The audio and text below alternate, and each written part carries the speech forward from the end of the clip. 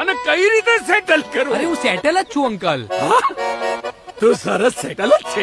પણ તમારે કેમ એને સેટલ કરવો છે? જેથી તું એની સાથે રહી શકે. આપણે સાથે રહેવાનું છે. ના ડેડ, અમારા વચ્ચે કોઈ ફીલિંગ્સ જ નથી. બેટા એ તો થઈ જાય. સાથે રહેવાનું શરૂ કરશો ને એટલે ફિલિંગ્સ આવી જ જાય બેટા. એક મિનિટ અંકલ, એટલે કે તમે એઝ અ ફાધર એવું ઈચ્છો છો કે અમે લિવિંગ માં રહીએ?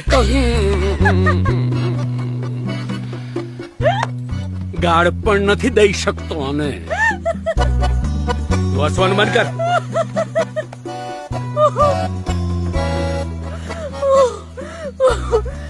ઓકે,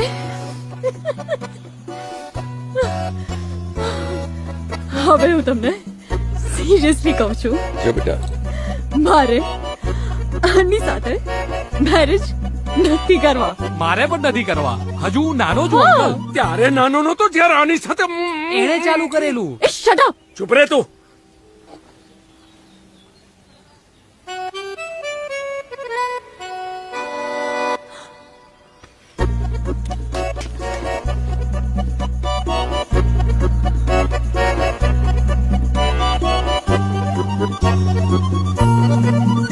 શાંતિથી. ત્રિષા, હું શું કહું છું? Don't interrupt.